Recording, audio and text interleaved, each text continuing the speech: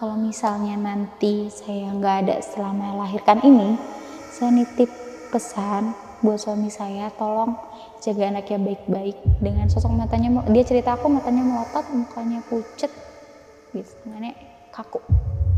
Deket banget. Dia jadi lewat, ngeluk gini langsung ditampangin. Setelah dia ke kamar mandi, keluar dari nurse station itu, kan ngelewatin pintu kaca inkubator. Dia ngelirik dan dia benar-benar kaget lihat sosok ibu itu di depan kacanya persis, kaca. Jadi di kaca ibunya nampangin mukanya di kacanya itu.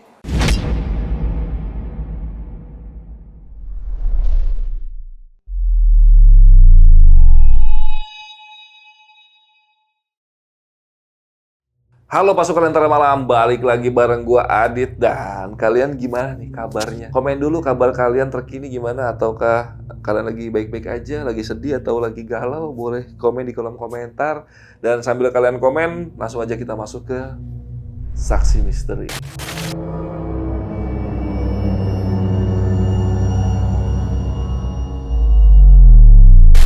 Salah satu mahasiswa yang berkuliah di salah satu universitas yang ada di Jakarta dan mengambil jurusan keperawatan, dia menjalani praktek kerja lapangan di salah satu rumah sakit yang cukup angker. Beberapa kejadian mistis sering dia alami dan juga nggak cuma dia yang ngalamin.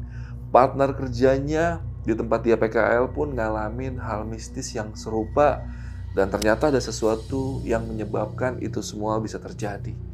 Dan mahasiswa tersebut sudah hadir di studio Lentera Malam malam ini, dan kita bakal ngobrol-ngobrol bareng sama dia.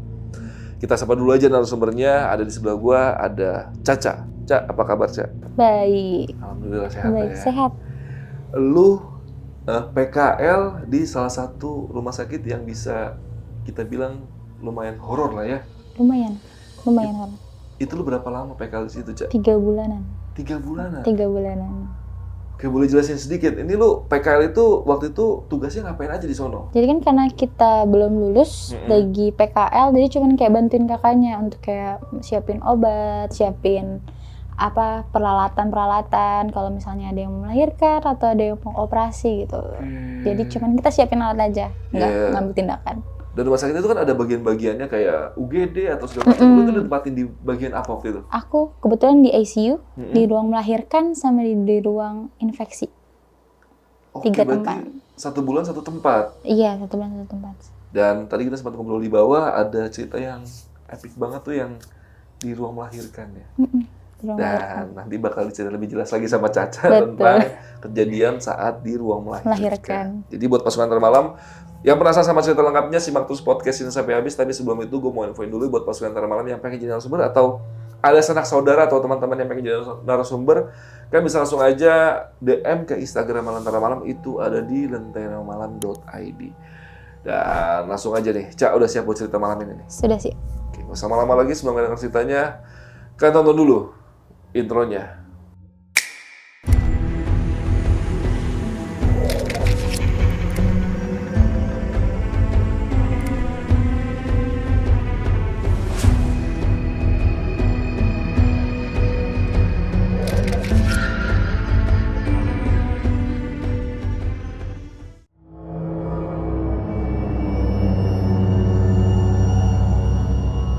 Jadi waktu itu kan aku di ruang anak kan. Jadi lokasinya itu di daerah rumah sakit daerah Jakarta Timur. Itu aku lagi shift siang. Shift siang kan masuknya jam 2 sampai jam 9. Nah, itu aku baru pertama kali praktek. Maksudnya hari minggu pertama praktek di situ udah dapatnya shift siang. Aku berjalan lancar aja sih Kak, berjalan lancar. Nah, suatu ketika tuh di situ lagi ada pasien baru untuk mau melahirkan, siap-siap untuk melahirkan. Ibunya sudah daftar, akhirnya kakak perawatnya nyuruh aku karena aku kan PKL di situ. Jadi bilang, "Ada, tolong siapin ruangan ya, ada pasien baru." Jadi aku bed making segala macam disiapin. Aku lapor kakaknya, "Kak udah siap." Jadi nanti tinggal nunggu pasiennya itu datang masuk. Selesai pendaftaran kan. Lama kemudian pasiennya datang sama suaminya, istrinya sama keluarganya. Nah, si istri ini udah mulai kayak kontraksi, benar-benar yang sakit banget. Akhirnya tiba-tiba bantulah lahiran, kakaknya buru-buru ke sana.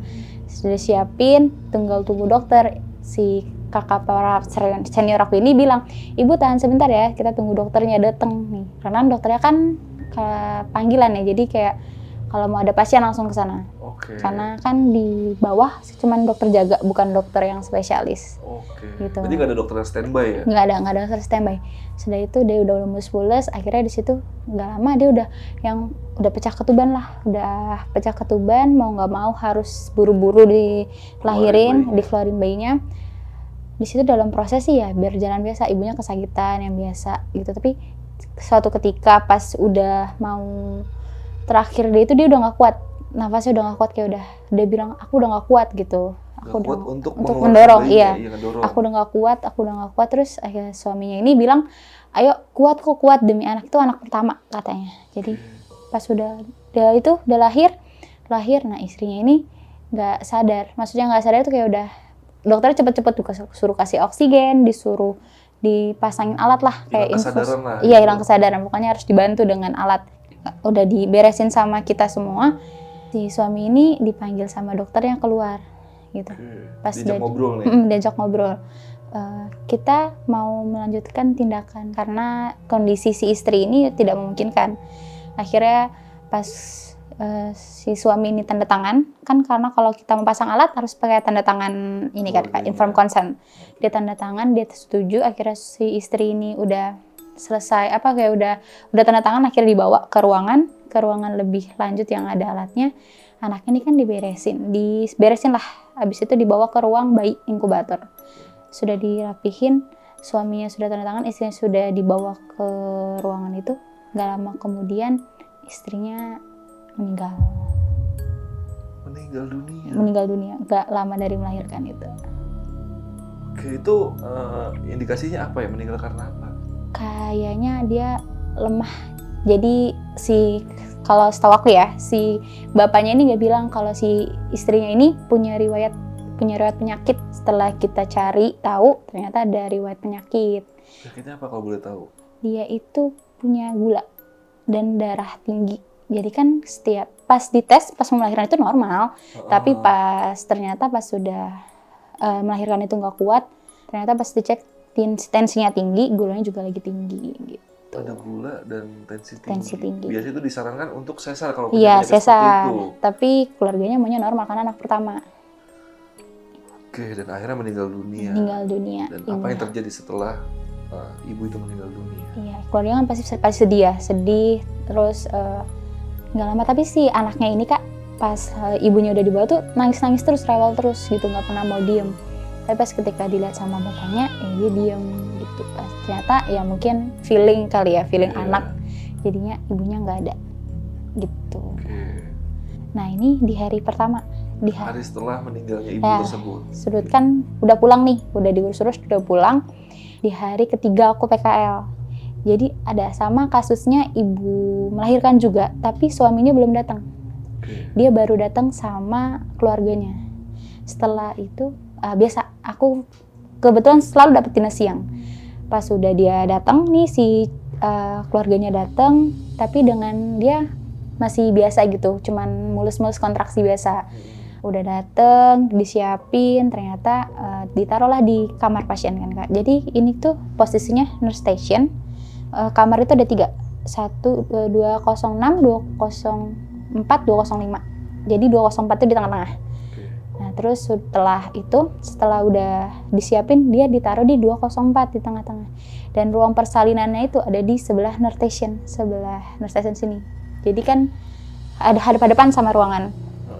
Nah setelah udah disiapin, dia dimasukin di kamar, keluarganya belum datang nih, suaminya, tapi si istrinya tuh udah mulus-mulus gitu. Pas dicek sama si bidan udah pembukaan 8 kalau nggak salah, 8 udah mulus tuh. Nah akhirnya dia dibawalah ke ruang persalinan, kan tadinya baru di kamar, jadi dibawa ke ruang persalinan.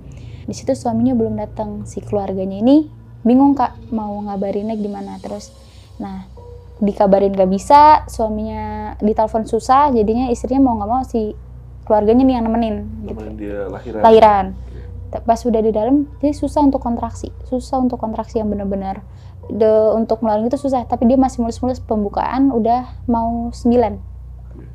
Setelah itu dia udah mulus-mulus susah, dia dia kayaknya pengennya ada suami gitu, karena ini kalau ini anak ketiga kalau nggak salah. Dia pengennya ada suami tapi suaminya susah untuk dihubungin. Nggak lama kemudian dokter udah di sana, bidan udah di sana, udah semua siap. Suaminya datang dengan bawa persiapan lah. Ternyata ada kendala katanya di jalan. Akhirnya nggak lama dia masuk bantu ibunya persalinan. Nah kan ini berjalan normal, maksudnya ibunya selamat, anaknya selamat.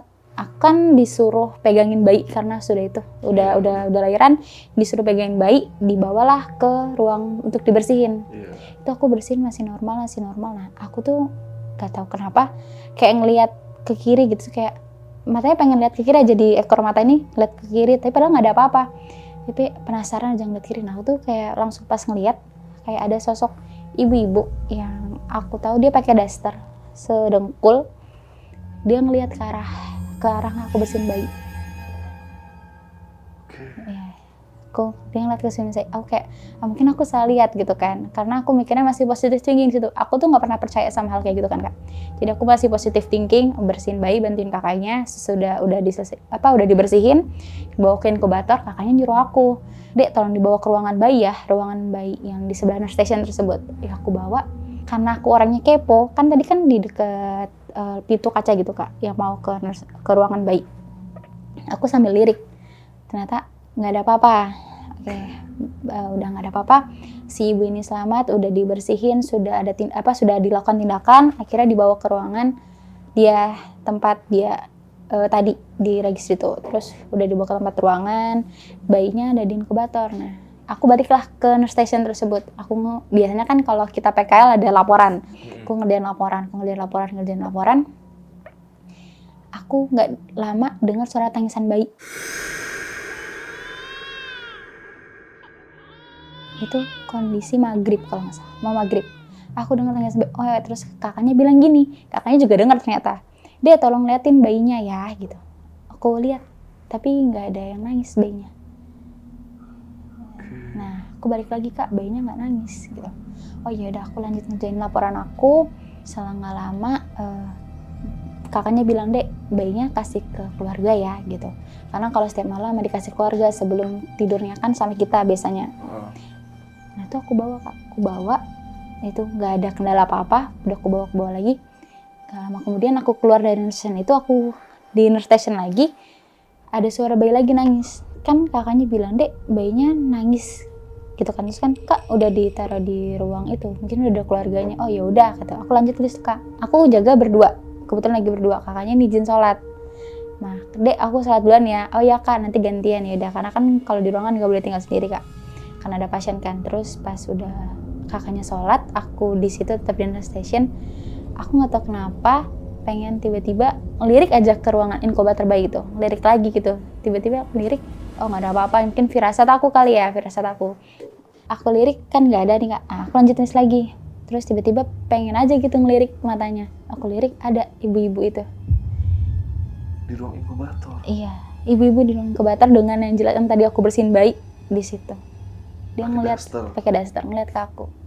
Jadi aku kayak langsung baca, ya dalam hati baca doa gitu, istighfar gitu. Terus aku inget pas aku lagi lanjut nulis, aku kayak berdoa. Sebenarnya takut kan di situ, takut, tapi kan nggak mungkin aku yang gitu, karena ada pasien kan, nggak mungkin aku tinggal juga. Aku lanjut nulis, aku tetap lanjut bikin laporan aku, tugas aku. Pas aku inget-inget pas itu kayak nggak asing gitu kan sih. Iya, dan daster ya ibu pakai itu. Ternyata pas aku inget-inget kejadian yang kemarin ibu itu meninggal.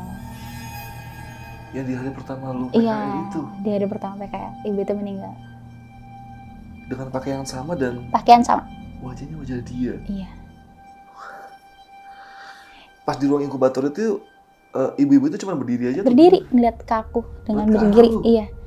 Kan ibu-ibu itu rambutnya kan waktu itu diguncir, tapi ini dia sepundak, dia dengan nunduk gitu. Digerai gitu? Digerai. Udah kakaknya balik. Terus kakaknya nanya ke aku, kenapa muka lu pucat gitu? Nggak apa-apa kak gitu. Serius lu? Iya serius, udah sana lu yang gantian istirahat. Akhirnya aku istirahat untuk sholat. Setelah aku balik sholat, kan laporan tuh aku masih di station kak. Ini mau operansif. Pas aku mau operansif, aku di situ tuh kan kita namanya anak bayi kan udah di ibunya tadi. Tapi aku jelas-jelas ngeliat tapak bayi di sebelah laporan aku. Itu jejak jejak kaki bayi. Mungkin nggak bayi dibawa ke nurse station itu? Enggak sih, kan dia di pasien ya, sama pasien. Baru pas kita operansif baru diambil pasiennya, karena kan kalau bayi tidurnya sama susternya untuk kita nanti kalau takut ada apa-apa, jadi kita pantau gitu. Ada jejak kaki bayi. Padahal kan bayinya selamat semua. Iya, ya bayinya kemarin selamat. ya? Oke. Tapi nggak tahu itu kenapa tiba-tiba ada jejak kaki bayi dekat laporan itu.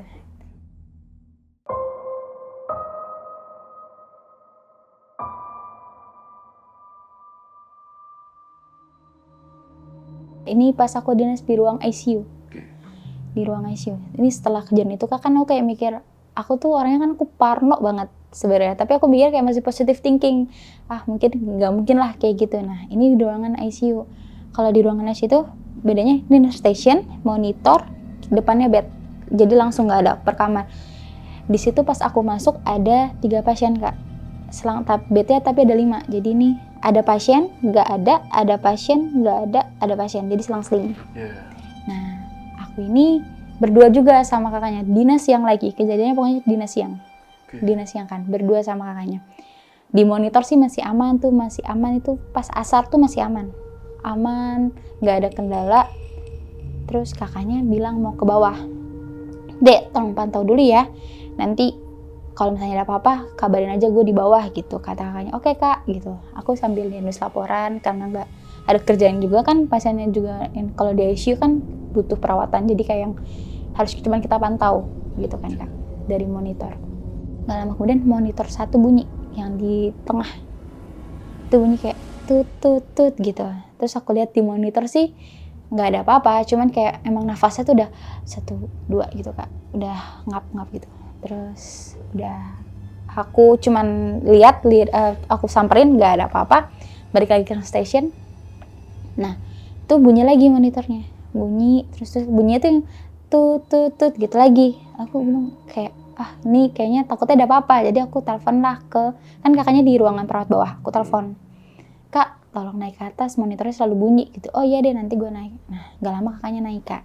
Setelah kakaknya naik itu dicek kan, jadi ternyata kan karena dia pakai monitor, nafasnya tuh udah di situ kan terpapang nafas gitu Kak, ada monitor nafasnya ternyata udah yang udah ngap gitu, jadi kayak udah ya gimana ya, jadi susah untuk nafas gitu. Akhirnya dipanggil dokter jaga di bawah di IGD, dipanggil, diperiksa, disuruh telepon kabar untuk keluarganya, karena kan namanya ICU kan nggak ada yang jagain di situ, jadi kan dia ada ruangan di bawah. Jadi pas ditelepon, dokternya ngomong sama keluarga pasiennya, kondisi pasiennya nggak memungkinkan, kita mau ngambil tindakan. Jadi kayak tindakan lebih lanjut, pasang alat lagi gitu. Setelah udah pasang alat, udah tanda tangan konsen, pasang alat. Akhirnya kondisi pasiennya sih ya agak lumayan lah, maksudnya nggak stabil juga, tapi dia yang udah nggak terlalu yang kayak tadi gitu. Karena udah pasang alat bantu nafas pakai songkup gitu. Oke, dari situ kakaknya bilang, Dek, gue sholat duluan ya, gitu. Dia sholat lah Kak. Jadi sholatnya itu di belakang station ini ada kaca. Jadi cuma dengan kaca. Kakaknya sholat duluan. Di situ nggak ada apa-apa kan. Nah, terus setelah kakaknya udah sholat, aku yang sholat. Kak, gantian sholat ya? Oh iya. Nah aku nih udah mau siap-siap sholat. Mata aku biasa. Aku tuh paling nggak tahu kenapa kalau misalnya pengen feeling aku lihat ke kiri tuh lihat ke kiri. Nah mata aku nih lihat ke kiri lagi. Terus aku lihat kayak nggak ada apa-apa gitu. Biasa aku ya nggak ada apa-apa. Selesai sholat kan bersihin muka Kak. Aku pas diri, aku tiba-tiba nggak tahu kenapa nengok aja gitu. Jadi di tengah bed pasien yang tadi bunyi, aku ngelihat sosok lagi di situ. Sosoknya seperti apa? Aku nggak ngerti jelas, tapi sosok bener-bener diri besar, dia di sebelah pasien itu.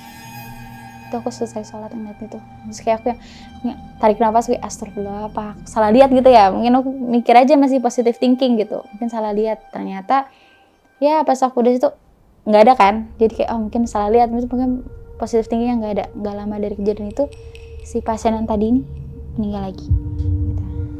Wah, kayak suatu pertanda ya. Iya. Kalau jadi pasien ini mau meninggal, jadi ada sesuatu yang hadir iya, betul. di situ.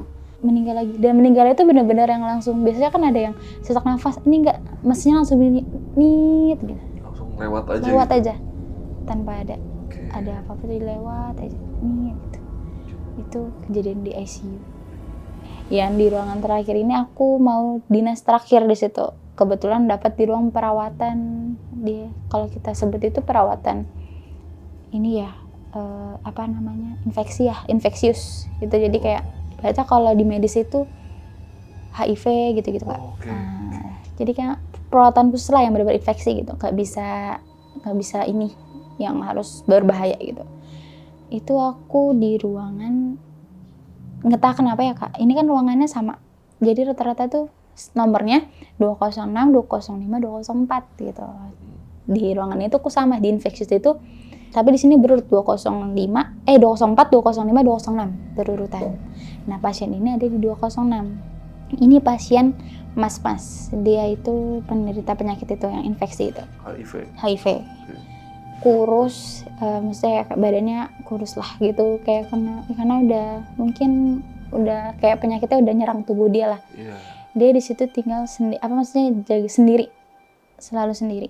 Nggak ada keluarganya sama sekali. Nah sendiri. Nah kalau misalnya dia ada apa-apa dia nggak pencet bel. Tapi kalau kita mau masuk ke ruangan itu kita harus pakai APD. Lengkap gitu. Terus suatu ketika pas di hari aku masuk ke situ, ini aku dinasnya pagi sih, dinas pagi. Dia mencet bel si ruangan ini. Aku samperin. Kata kakaknya, "Dek, samperin aja, cek takutnya ada apa-apa." Ternyata infusannya habis, cairan infusannya habis. Aku ganti. Setelah aku ganti, aku udah balik lagi aktivitas biasa, siapin obat karena kan biasanya kan ada bagian obat tuh jam 9. Aku udah selesai siapin obat. Nah kakaknya bilang gini, "Dek, yang pasien 206 nanti kalau bisa obatnya dikasihnya lewat suntikan aja," gitu kan, karena yang diminum nanti dia ada jamnya. Yaudah kamu bagiin yang suntikan aja, tapi jangan lupa pakai APD. Aku tetap pakai APD Kak, pakai APD. Akhirnya pas bagi situ aku pakai APD, aku kasih obat seperti biasa. Entah kenapa feeling aku lagi mau ngelirik ke luar pintu. Jadi kan posisinya sama Kak, nurse station baru kamar gitu kan. Nah aku ngelirik ke situ, tapi di sebelah nurse station ini udah cuma nurse station aja sama tembok, ini toilet, ini tembok gitu kan. Akhirnya aku ngelirik lagi, kayak nggak tahu kok, feeling aja, selalu dengan feeling ngelirik nggak ada apa-apa. Terus udah selesai obat. Nah pas aku mau keluar, aku selesai ngasih obat, aku tiba-tiba kan ke arah pintu. Nah ke arah pintu itu ngeliat sosok ibu-ibu itu lagi yang di ruangan anak persis. Entah kenapa ngikut. Posisinya di mana dia? Jadi ini kan nurse station, ada bangku, dia di belakang bangku. Berdiri. Itu ngelihat ke aku, dan kali ini matanya merah ngelihat ke aku. Terus aku kaget gitu. Aku bilang dalam hati aku, "Ibu, kalau aku ada salah pas itu aku minta maaf gitu. Aku cuma niat bantu kemarin, nggak ada apa-apa." Udah aku selesai ngasih obat, kan yang bagian sana kakaknya, karena itu dia penyakitnya lebih infeksi, jadi aku nggak boleh yang masih PKL, jadi kakaknya. Pas aku udah selesai, aku nulis laporan, aku inget-inget apa ya, takutnya si ibu ini aku ada salah atau apa gitu kan. Ternyata punya usut, aku baru inget banget si ibu-ibu yang melahirkan kemarin itu, yang meninggal itu nitipin pesan ke aku lupa sampaikan. Nah jadi aku lupa sampaikan, jadi dia kan bilang pas aku mau anterin itu, dia bilang gini, "Kalau misalnya nanti saya nggak ada selama melahirkan ini, saya nitip pesan buat suami saya, tolong jaga anaknya baik-baik." Akhirnya lu sampein nggak ke suaminya? Enggak, karena kan udah pulang ya. Jadi nggak tahu mau nyari kemana. Iya. Mana gitu. Mau kemana tuh nggak tahu. Itu pas. Nah itu kan aku kalau masuk pagi si operan kan Kak, ke siang mau asar. Itu pas yang aku bantuin pasien tadi yang cowok ini, aku kan sempat keluar. Nah aku ini lewat pintu yang cowok tadi. Aku ngelirik, karena kan pintunya kebuka karena dia sendiri posisinya. Ngelirik, ada ibu itu lagi. Jadi kayak aku masih mikir dalam perjalanan tuh pas mau pulang, ya maafin aku kalau aku ada salah gitu. Aku juga bingung mau ngasih taunya kemana kan, karena keluarganya udah balik gitu. Jadi kayak terhantu-hantu oleh ibu-ibu itu.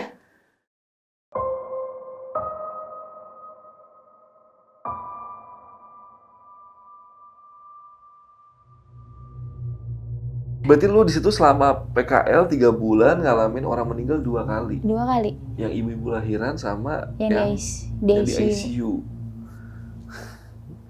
Nah tapi lu sempet gak sih kayak ngobrol-ngobrol sama kakak senior lu atau teman lu gitu, pernah gak mereka mungkin salah satu aja ada yang pernah cerita tentang pengalaman mistisnya ketika di rumah sakit itu gak sih? Pernah, yang Satu deh, waktu boleh deh. di ICU nih. Oke, gimana tuh Kakak ceritanya? Desi kan setelah aku ngeliat kayak gitu, kakaknya cerita. Mm-mm. Dia tuh sebelum itu, Dek, tau gak sih? Apa Kak? Ini kan, itu dinas siang Kak. Dinas siang tapi mau menjelang maghrib lagi. Kakaknya Iya. tiba-tiba iseng aja cerita. Posisi kita lagi sama-sama nggak sholat. Dek, mau tau nggak? Apa Kak?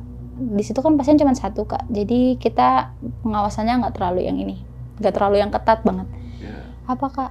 Gue tuh kemarin pernah ngalamin sesuatu loh. Ngalamin sesuatu apa gitu. Aja bikin gue horor lu gitu kan. Lu tahu gue sendiri penakut gitu kan. Heeh. Terus enggak, kemarin gue lewat kamar yang di depan, jadi kan di ICU itu ada di kaca, itu benar-benar khusus untuk yang pasang alat, pokoknya benar-benar perawatan khusus banget. Lewat situ ada sosok gede, kayak bentuknya asap hitam tapi dia ada matanya merah bulat gitu. Terus serius lu Kak, serius, ngapain sih gue bohong? Makanya pas dari situ gue langsung kabur kemana lu? Ya gue langsung kabur ke bawah. Terus ya gue cerita lah, gue kan takut ya kayak gitu, tapi ya gimana, gue ini kerjaan gue, jadi ya kalau senior itu ini udah biasa, jadi mungkin karena aku baru mau kenalan kali gitu. Heeh. Yang sosok gede itu Tapi tuh nggak ada background story-nya tentang sosok itu gitu? nggak ada sih, Urban legend di rumah sakit itu atau enggak gitu? Nggak. ada. nggak ada. Cuma kebetulan dia ngelihat Kebetulan aja. ngelihat, mungkin yang dia lihat itu sama yang aku lihat pas gitu, tapi kan kalau kan nggak jelas Nggak kelihatan kelihatan, bentuknya karena iya, bentuk tirai ya. tutup tirai. Iya, iya. Mungkin kalau itu ya Mungkin sosok sama itu kali mungkin ya. sama. Mungkin itu malaikat maut ya. Jadi karena Mungkin. nggak lama setelah ngeliat itu, Iya, pasien langsung itu kan- bener-bener lewatnya yang bunyi Iya, tet. Itu biasanya kan ada tanda-tanda. Iya, Kalau iya, orang iya. itu dia nggak bener yang seperti itu. Kalau malaikat serem ya Kak. Selain beberapa kejadian yang tadi lu alamin, ada lagi nggak sih kejadian lagi gitu? Ada temen aku. Teman lagi? Iya, Itu temen aku gimana? sendiri nih. Oke. Teman seperjuangan lah ibaratnya. Yang kejadian tadi dia melahirkan ini Kak. Aku kan cerita sama temen aku. Yang ibu-ibu pertama tadi? Pertama. Oke. Dia nggak percaya sama sekali. Ah, halu kali lu gitu. Serius gue ngeliat sosok itu jelas banget, katanya halu lu gitu. Nah dia kan karena aku beda kelompok, jadi dia dinas di situ, aku di ICU, dia di situ. Di rolling gitu Di ya? rolling lah Oke. ibaratnya. Setelah di rolling, ah serius lu? Iya serius, gue ngeliat sosok itu. Nggak percaya gue, dia tuh orangnya nggak Skeptis pernah lah takut, dalam hal seperti itu. nggak pernah takut kayak gitu. Terus akhirnya dia cerita ke aku, dia ngeliat sosok ibu itu. Gimana tuh kejadian waktu pas Kejadiannya dia jadi dia itu kan di situ lagi kebetulan nggak ada pasien. Nah tapi dia ngerjain laporan. lihat? Oke. Ada suara tangisan. Bayi. Selalu diawali dengan tangisan bayi gitu. Terus dia nanya ke seniornya kan mungkin ya, Kak lu dengar suara nggak gitu kan? Terus enggak, kok gue dengar suara tangisan bayi gitu. Enggak kok gue nggak dengar gitu kan. Nah usut dari usut dia lanjut bikin. Entah kenapa dia pengen ke kamar mandi. Setelah dia ke kamar mandi, keluar dari nurse station itu, kan ngelewatin pintu kaca inkubator. Dia ngelirik dan dia benar-benar kaget ngeliat sosok ibu itu di depan kacanya persis. Kaca. Jadi di kaca ibunya nampangin mukanya di kacanya itu. Dengan sosok matanya, dia cerita aku matanya melotot, mukanya pucet. Gitu, tangannya kaku. Ngeliatin ke arah temen lu? Iya, ngeliatin ke dia mungkin. Dan karena di situ kan dia selalu bilang gini ternyata, ah mana sih gue nggak percaya, katanya ada sosok Kayak orang itu. ngeliat gitu? Iya, ternyata datengin dengan sosok itu di depan muka dan dia cerita, gue baru tahu ternyata benar ada sosok ibu-ibu itu. Gitu. Kamu rasakan sendiri temennya Caca ya? Itu jaraknya berapa jauh katanya dari dia sama sosoknya itu? Deket Kak, jadi ini kan pintu keluar dari kamar mandi, ini kaca di sini. Deket banget. Deket berarti, banget. Dia jadi lewat kiri langsung ditampangin. Buset, dan lu kan di situ cuma 3 bulan ya? 3 bulan. Gak tahu juga nih sampai sekarang masih ada yang sering lihat apa enggak gitu. Iya. Gak pernah ada yang kontakan serius? Enggak Lu di sih. sana gak pernah kontakan Nggak tentang ada. itu? Nggak ada kotak-kotakan. Udah lost. Walaupun lu udah sempat cerita juga ke mereka juga mungkin ya, ke senior lu tentang yang lu lihat itu ya? Iya, Tapi gak pernah konfirmasi, Cak, gua ngeliat nih Cak yang lu lihat gitu. Enggak ada ngabarin sih ya. Kak. Dan semoga aja nggak ada kejadian Iya lagi sih, lah ya. semoga aja. Karena mungkin juga emang karena ada pesan yang pengen disampaikan dan nyampeinnya ke lu, makanya Mungkin. ketika ada lu yang sering ditampakin Iya. sama dia. Mungkin nyesel sih sebenarnya nggak nyampein, lupa Iya, bener-bener iya. yang karena dia kan udah kontrak sih Kak, jadi kayak Udah harus kita ribet cepet-cepet. mikirin yang lain Iya, gitu ya, nggak kepikiran ke arah nggak situ. kepikiran ke arah sana. Oke, ini cerita seru banget nih Cak, karena lagi jarang juga Lentera Malam angkat cerita tentang rumah sakit yang serem-serem gini. Thank you banget lu udah ngeluangin waktunya. Oke Kak. Dan buat pasukan Lentera Malam, kalau ada pertanyaan-pertanyaan yang tadi belum sempat gue tanyain ke Caca dan pengen kalian tanyain, mungkin kalian tulis aja di kolom komentar. Nanti mungkin kalau Caca lagi ada waktu atau lagi pengen ngeliatin videonya sendiri, Siap. mungkin sempat-sempetin untuk Di balas komen. lah. Tapi yang Siap. aman-aman aja ya. Iya aman. Kalau untuk nama rumah sakit dan nama orang-orang yang tadi disebutin itu nggak bisa kita share, itu demi Betul. keamanan Caca juga. Jadi Betul. nggak usah ditanyain lagi. Cukup pertanyaan kayak misalnya, mungkin kalian pengen memperjelas sosoknya seperti apa, atau Iya. mungkin kalian pernah ngalamin juga, atau pengen nebak-nebak aja, boleh juga di kolom komentar rumah sakit mana, tebak-tebak aja. Betul. Bener atau enggak ya Caca nggak usah balas lah ya. Siap. Biar mereka bingung sendiri aja. Iya. Dan thank you banget buat pasukan Lentera Malam semuanya yang udah nonton sampai detik ini. Nggak apa-apa, nggak di komen. Kalau kalian nggak pengen nanya juga nggak apa-apa, tapi tolong bantu like-nya supaya gue semangat lagi bikin video-video ke berikutnya. Dan sekali lagi makasih banget Cak untuk Iya, sama-sama. waktunya. Lu udah nyempetin waktu Sama-sama. mampir ke Lentera Malam. Siap. Walaupun sempat beberapa kali reschedule kata Dewi Iya. ya. Akhirnya bisa juga mampir ke Lentera Malam. Akhirnya. Betul. Mungkin ada yang pengen lu sampein sebelum kita closing nggak ke penonton? Apa ya? Jangan ini ya, mungkin kalau ada dari pasien langsung disampaikan. Iya, Terus ya, dan kalau ada tetap sesuatu iya, ya. tetap berpositif thinking karena pemikiran itu kan ngaruh juga. Iya. Betul. Jadi kalau ada apa-apa jangan lupaan ya. Iya, jangan lupa. Karena Nyesel. tadi kejadian tadi Caca itu emang basicnya kelupaan gitu Iya, ya. benar, lupa. Karena udah kerodet ngurusin pasien yang Iya. emang ya mungkin karena emang ini butuh penanganan khusus Benar, ya. butuh penanganan Jadi khusus. udah nggak kepikiran, Nggak kepikiran sama sekali. Sampai suaminya pulang pun akhirnya nggak kesampaian Iya. untuk nyampein pesannya. Betul. Yaudah, paling podcast malam ini cukup segini aja. Gua Adit dari Lentera Malam dan Caca izin pamit. Bye.